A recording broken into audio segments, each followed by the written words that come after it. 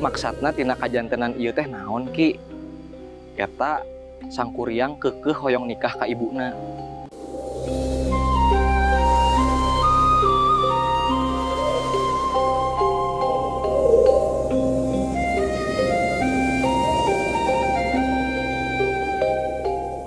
Ieu anu jadi siloka tina carita sangkuriang, sabab siloka tina carita ieu yen manusia teh anu mawa ajaran pikeun nyampunakeun kasejahteraan dunia. Maksudna lamun dina basa buhun sok disebut kieu manusia pangripta karaharjaan jagat, jadi manusia teh teu kudu ngalawan alam.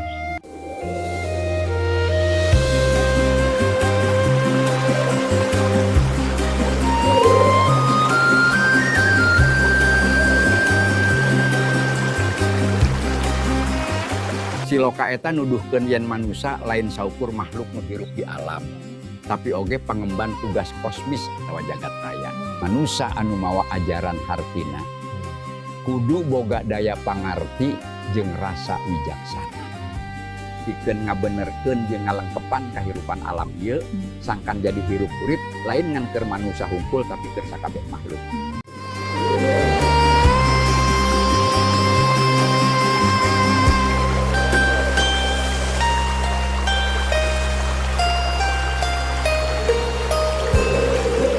Intina manusia teh utusan sangkan dunya henteu ngan ukur tetep aya tapi katingalina ge jadi hade jeung mawa manfaat ka sararea.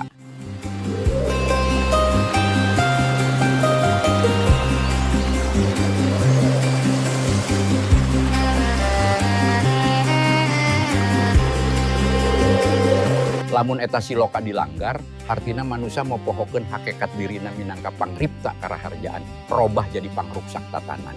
Kahuruku nafsuna, boga watek hayang unggul, hayang ngawasa pikeun kapentingan pribadi, eta anu nyababkeun kasaimbangan jagat ruksak.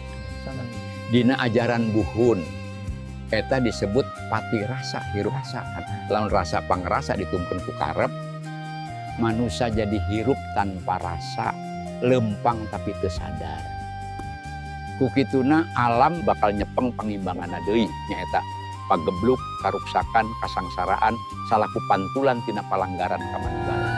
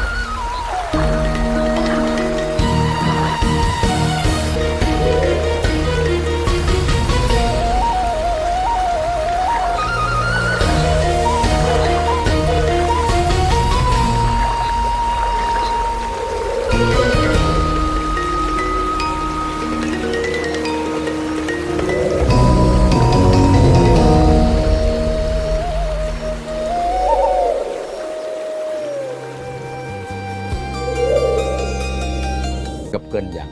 Urang hirup teh teu saukur ngadagoan jadi jalma gede, tapi anu leuwih penting kumaha jadi jalma bener. Pamimpin nu hade teh kudu siga tatangkala, akarna ngait pageuh kana kabijaksanaan adat bukut karuhun. Ari dahan jeung daunna ngaweningkeun. bisa mere iyuh mere kahirupan kasakabeh eta tangkal. Lamun hayang nguatkeun nagara kuatkeun heula lemahna, jaga cai, jaga leuweung, jaga taneuhna. Sabab alam teh guru tuduh laku ku conto anu teu pernah salah jeung teu pernah adigung tapi sasuai jeung tipis tulisna.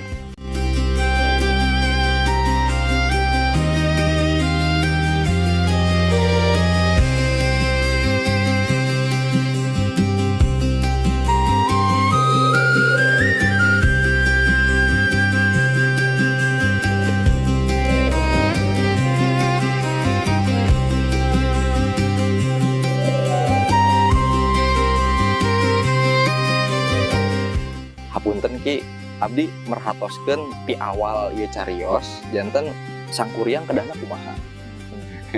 Halus tah pertanyaan teh sabab teu saeutik anu salah nangkep kana ieu carita anu dijieun ku karuhun teh. Ieu jang manusia teh tempat hiang geus sakuduna tugas suci ieu teh warugana jadi sarana ngawujudkeun ajaran hiang. Kudu bisa ngajalankeun 3 tapa. Nyaeta tapa di salira, tapa di nagara, jeung tapa di buana.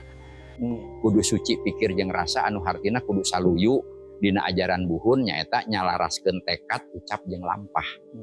Ieu hartina manehna geus bisa ngariksa ragana jeung bakal nyaho kumaha ngariksa nagarana jeung buana. Sangkuriang hayang kawin ka indungna ieu teh hiji conto carita anu disuguhkeun ku karuhun pikeun urang sarerea. Kawin di dieu nyaeta ngadeukeutkeun jeung ngaitkeun batin urang jeung alam. Nyatana Ibu Pertiwi ku cara ngariksana. Ari anu dilakukeun ku sangkuriang eta geus katutup hatena teu bisa ningali deui kanyataan asal hirupna. Demi nyumponan nafsuna manehna wani ngaweunangkeun sagala cara. Dirina poek ku egona. Dina ungkara buhun anu disebut ngariksa diri artina ngajaga rada, cipta, rasa jeung manah tina papada karuksakan hawa nafsu. Artina ieu tangtungan kasadaran kudu bisa meruhkeun emosi-emosi diri ku cara ngadalikeun dina tapa salira.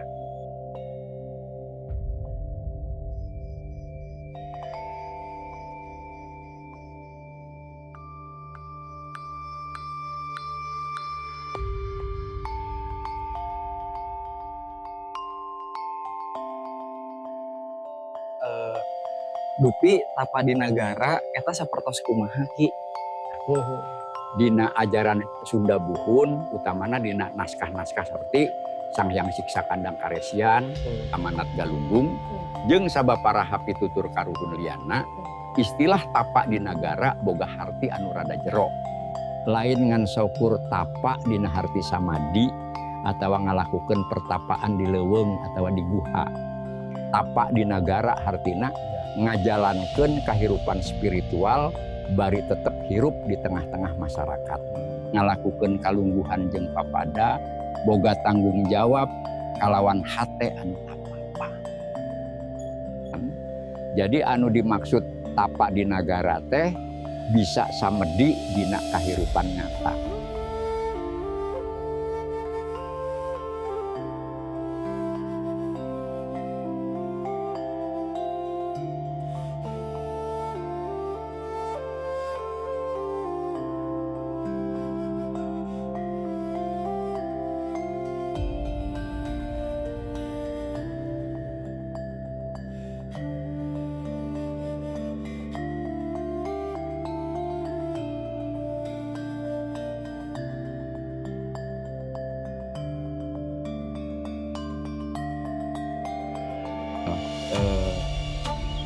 Dupi anu tiasa ngalakukeun tapa di nagara saha wae Ki? Anu ngalaku tapa di nagara bisa saha wae, bisa raja mun ayeuna mah pamimpin nagara, patih, dagang, tani atawa panyair.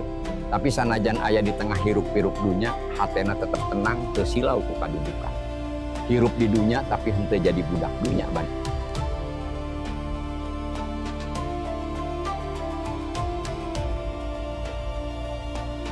Dina naskah Amanat Galunggung aya ungkara kieu, sing hirup nu teu kudu mundur ti nagara, tapi kudu jembar hate, nyirorot nafsu, nyubur dharma.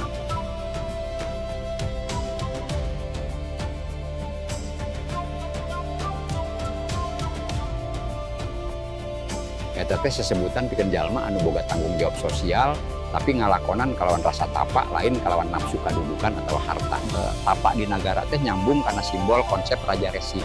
Eta raja anu oge resi nya ngatur nagara tapi teu dikawasa kudunya. Anu saperti itu teh dianggap bisa ngahontal kasampurnaan batin bari tetep jadi pangayom rahayat.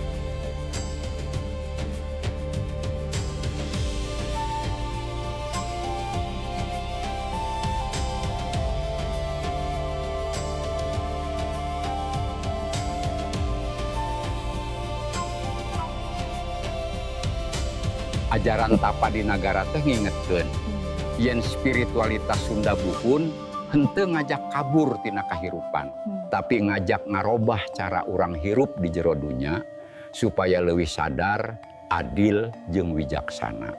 Tapak di nagara dina tradisi Sunda Buhun patali raket pisan jeung ide raja resi atau disebut Dharma Raja.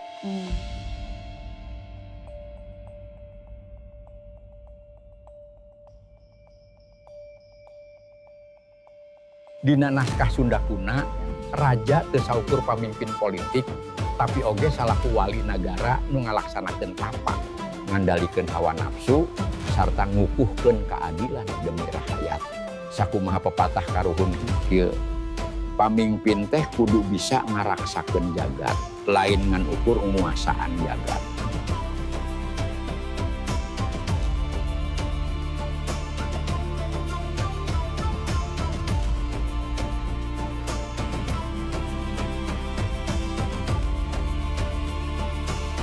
Intina raja teh dipikaharep jadi Dharma Raja, nyaeta pamimpin nu ngalaksanakeun dharma atawa kewajiban suci.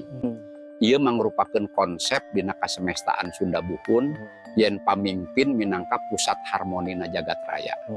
Raja teu meunang palit ku kakawasaan, tapi kudu tetep suci pikiran, bersih batin, lanjut satya kana kewajiban. Kahartos ki naon anu dipedarku aki janten jelas tur jentre ninggal ieu cariyos sangkuriang teh dina Saptapanta analisa karuhun. Dupi salajengna cariyos sangkuriang ieu teh kumaha ki naha sami sareng cariyos anu salami ieu sumebar. Ari carita nama sarua wae ngan paling aya anu teu kajabarkeun ka mana maksudna ieu carita sabab dengan syukur dongeng. Sangkuriang ngabendung walungan Citarum. Tapi manehna teu mampu lamun ukur ngagunakeun tanaga dirina hungkul. Dirina geus katutup ku ambisi anu keukeuh hayang ngapi milik Dayang Sumbi, nya manehna menta bantuan Guryang Tujuh.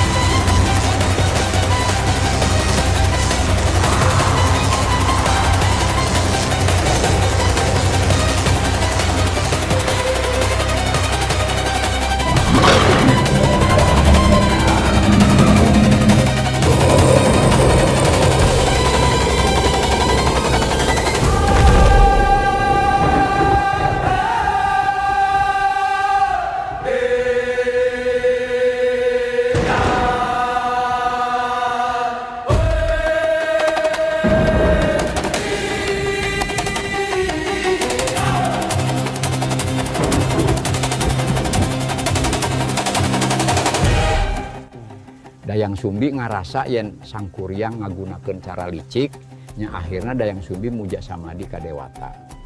Pikeun ngagagalkeun pagawean sangkuriang anu rek maju ka anggeus tengah peuting eta.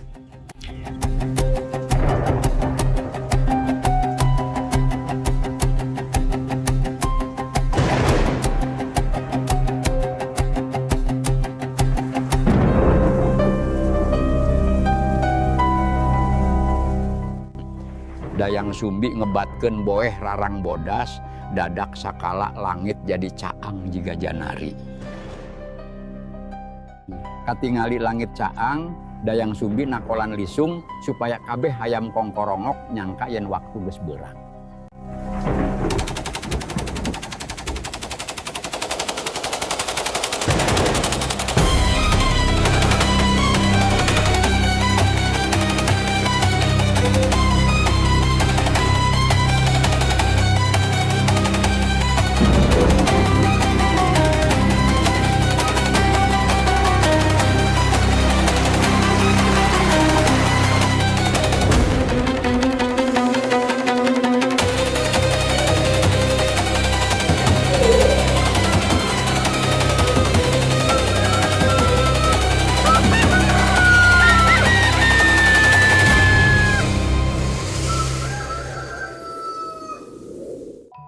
Abdi mah salut sareng bangga gaduh karuhun teh hebat dina ngadamel ieu carios ki tina katimang ragrak dugi ka ngadeg hiji nagara.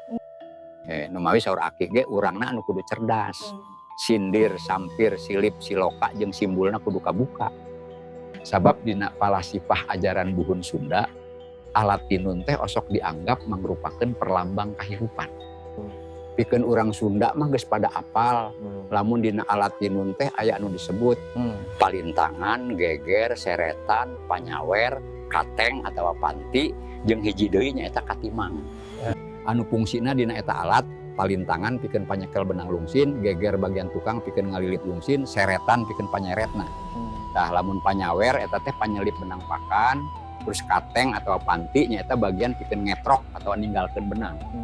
Jeung aya salah sahiji bagian leutik anu di sababaraha daerah disebut katimang. Nyaeta bagian ang fungsina ngatur atau nahan tegangan benang.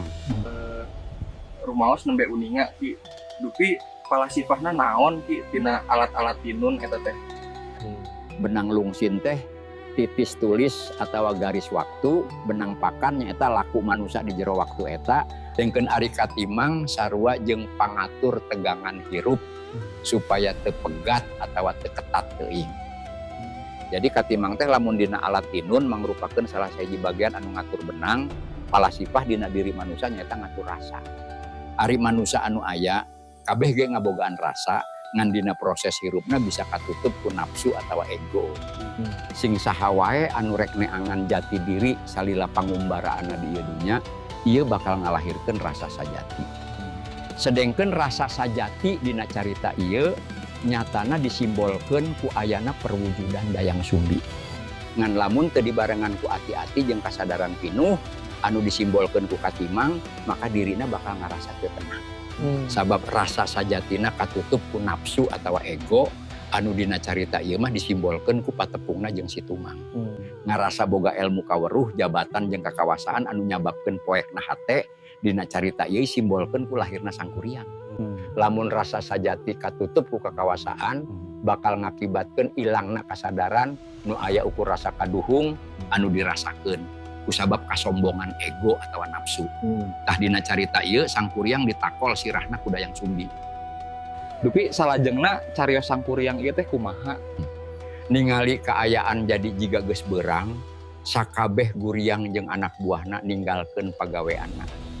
Sabab maranehna asalna ti dimensi atawa alam poek anu lain hirup di dunia jiga urang. Maranehna teu bisa narima cahaya.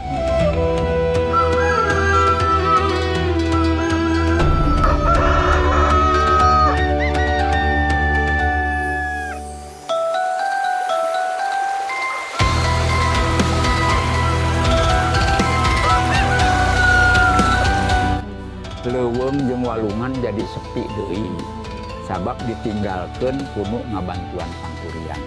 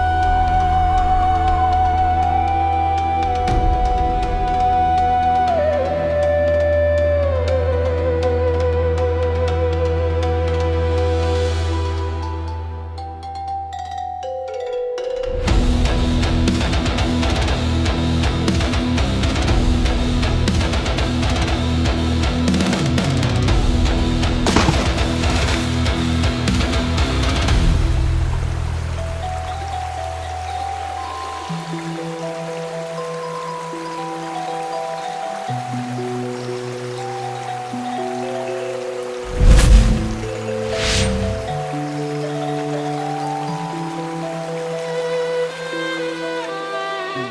Sangkuriang teu kabendung ningali sakabeh pagawean can anggeus eta parahu anu can jadi teh ditalapung satarikna.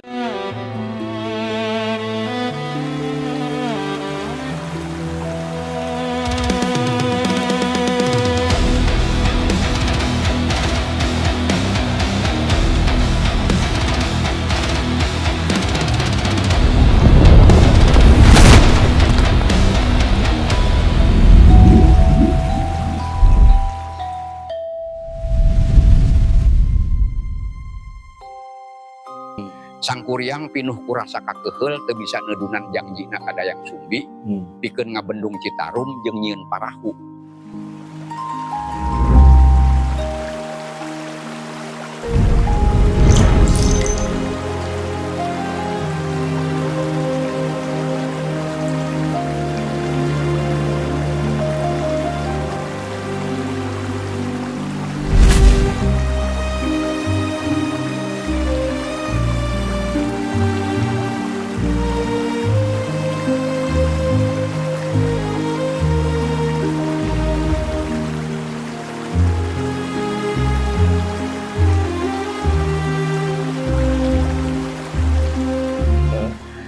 Dupi maksudna tina kajantenan ieu teh naon ki eta paahu dugi ka di tajong ku Sangkuriang.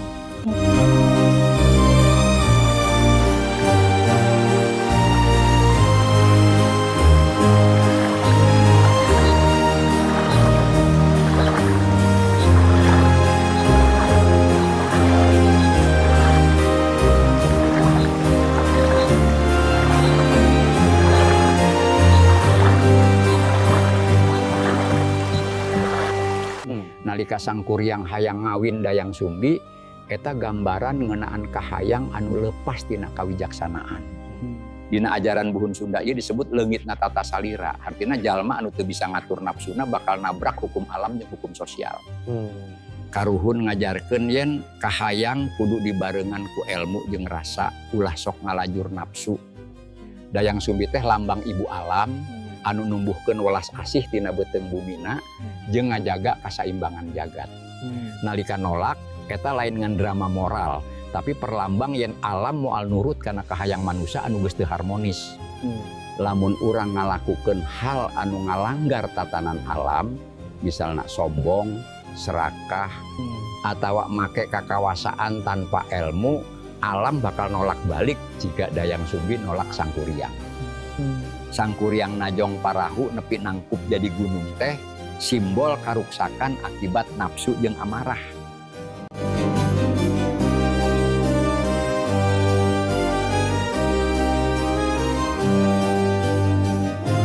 Lamun manusia ngalawat hukum alam jeung adat, hasilna teh bakal jadi beban pikeun generasi saterusna. Gunung gede ngajegir tapi kosong maknana, lir parahu nangkup leuwih eusian.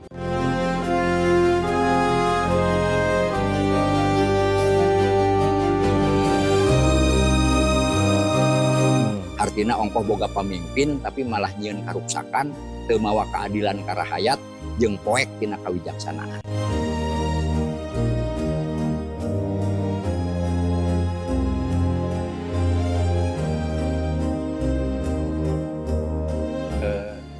Saterasna eta Sangkuriang kumaha ki naha nyarios ka Dayang Sumbi upami teu tiasa ngaduan janjina. Karuhun mungkes ieu carita Sangkuriang keukeuh hayang ngawin indungna. Kusabab itu Dayang Sumbi tilem nya di patilasana kaluar hiji tangkal kembang jaksi anu jadi ciri. Kembang jaksi teh dina tradisi Sunda Buhun ilahar dipatalikeun jeung kembang kantil atawa campaka bodas. Kusabab neangan Dayang Sumbi teu kapanggih ningali kembang jaksi akhirna Sangkuriang moksa. Hatur nuhun parantos kersa medar ieu cariyos Sangkuriang dugi ka Jentre katampi ku abdi sareng bade diperhatoskeun cariosan Aki. Samulihna jang ku Aki ge urang pungkes carita teh kutudu ajaran sepuh anu katampi ku Aki kieu.